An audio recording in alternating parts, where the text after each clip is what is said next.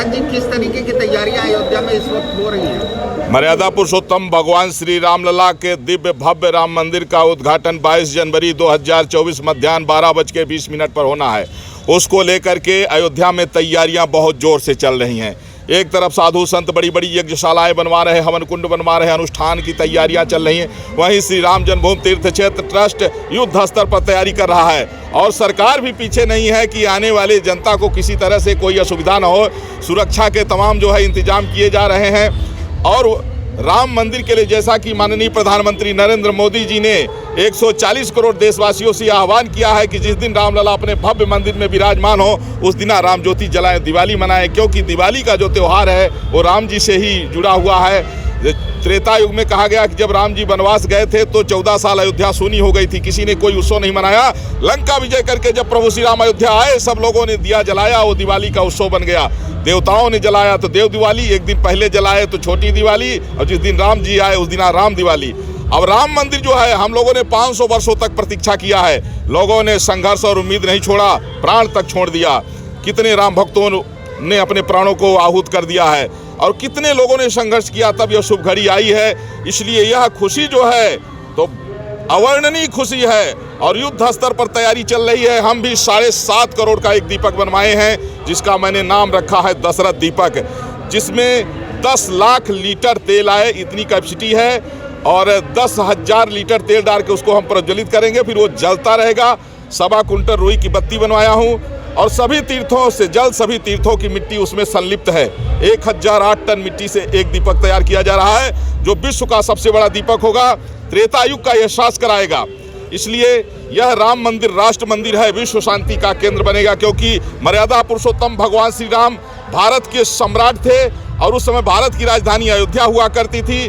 तो यह अपने आप में बहुत खास है और इसको लेकर के सब लोग उत्साहित हैं। हम लोग बिल्कुल एक एक क्षण, एक एक मिनट उसके लिए, उस घड़ी की प्रतीक्षा में है कि 22 जनवरी 2024 आए और राम जी अपने भव्य मंदिर में जाएं। लेकिन आपके एक मित्र कह रहे हैं कि हिंदू धोखा है, सनातन धोखा है। हाँ, एक आरजेडी नेता ने कहा है कि विद्यालय बनने से लोगों को प्रकाश मिलता है और मंदिर से आदमी को गुलामी आती है, और बिहार के शिक्षा मंत्री ने उनका समर्थन किया है। अयोध्या से मैं जगत गुरु परमहंस से आचार्य इन सनातन विरोधी पागल कुत्तों को जो ये बता देना चाहता हूँ कि जब त्रेता युग में राम राज्य आया था तो बहुत राक्षसों का वध हुआ था। अब ये इनकी भी बारी है, इनका भी नंबर लगेगा। इनको चेतावनी भी है मेरे तरफ से कि सुधर जाओ, नहीं सुधार दिए जाओगे, और अगर फिर भी नहीं सुधरे तो दुनिया से गुजार दिए जाओगे। महाराज जी, अच्छा क्या कारण है कि ये लोग ऐसे बयानबाजी कर रहे हैं? देखिए, ऐसा है कि जैसे जब किसान खेती करता है तो बीच बीच में फसल को बचाने के लिए कीटनाशक दवाओं का प्रयोग करना पड़ता है, कीड़े लग जाते हैं। उसी तरह से ये सनातन विरोधी कीड़े हैं, ये राष्ट्र विरोधी विचारधारा के लोग हैं जो जनता में इस तरह के जहर उगल करके और अशांति पैदा करना चाहते हैं। इसलिए इन लोगों के लिए फिर एक बार कीटनाशक दवा का प्रयोग किया जाएगा और सारे राक्षसों को सही जगह पहुंचाया जाएगा। कीटनाशक की दवा कौन छिड़केगा? देखिए, हम लोग ये धर्म दंड इसीलिए धारण करते हैं, धर्म की रक्षा के लिए।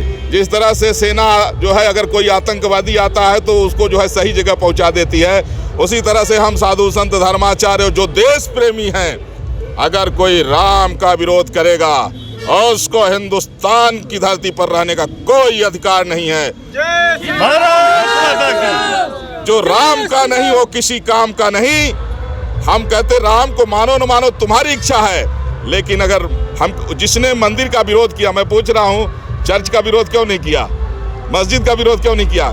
जानता है कि सनातनी दयालु होते हैं, लेकिन ये नहीं पता है कि फिर जब सनातनी जो है जब लाठी उठा लेता है तो जिस तरह से राम जी ने रावण को जो है तो वध किया, कृष्ण ने कंस का वध किया, हनुमान जी ने कालनेमी का वध किया और माता जो है दुर्गा ने महिषासुर राक्षस का वध किया, उसी तरह से इन सनातन विरोधी राक्षसों का भी वध हम लोग बहुत जल्दी करेंगे। यदि अयोध्या में ओवैसी अगर आए तो आप क्या करेंगे? बड़ी मार खाएगा वो। असदुद्दीन ओवैसी ने देश की सर्वोच्च न्यायालय का अपमान किया है। जब देश की सर्वोच्च न्यायालय से जजमेंट आने के बाद में राम मंदिर बना, सब जगह जो है तो अमन चैन शांति है, किसी को कोई तकलीफ नहीं है, लेकिन नफरत की राजनीति करने वाले ये बाज नहीं आ रहे हैं। कहीं असदुद्दीन ओवैसी हैं, कहीं जो है तो कौन है अजरुद्दीन अमलक है, सांसद है कोई।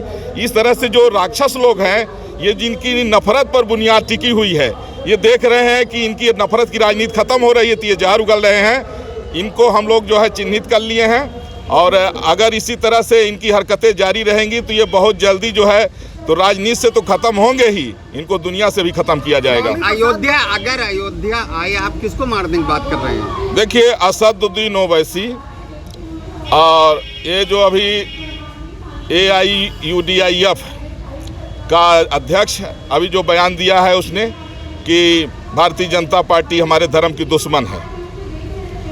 भारतीय जनता पार्टी दुश्मन नहीं है, भारतीय जनता पार्टी सबका साथ सबका विकास है। इस तरह से की नफरत की राजनीति करने वाले जो है इस्लाम के दुश्मन हैं।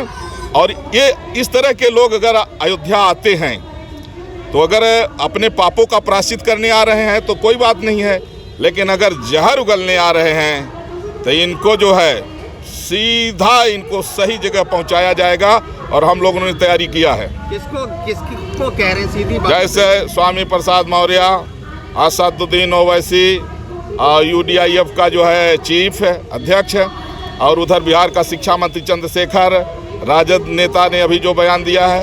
इस तरह के जो राक्षस लोग हैं अगर अयोध्या में आए तो इनका वध जरूर कर देंगे हम लोग। अच्छा, जैसे कि पूरा देश और विश्व जो है वो रामलला को अपनाने को तैयार है, राम जी को अपना रहा है, तो ऐसे कौन से लोग हैं कि वो क्या कारणवश है कि राम को अपनाने में उनको दिक्कत नजर आ रहा है? देखिए, लोगों को पता होना चाहिए कि जैसे इंडोनेशिया इस्लामिक कंट्री है, इस्लाम में बुत परस्ती हराम है, लेकिन फिर भी वहाँ रामलीला होती है, राम जी को अपना पूर्वज मानते हैं। वो कहते हैं कि हमने जो है एक पूजा पद्धति बदली है, लेकिन हम अपने पूर्वज नहीं बदल सकते हैं। लेकिन जो हिंदू से मुसलमान और ईसाई बने हुए लोग हैं, ये ज़्यादा हरामखोर हैं, और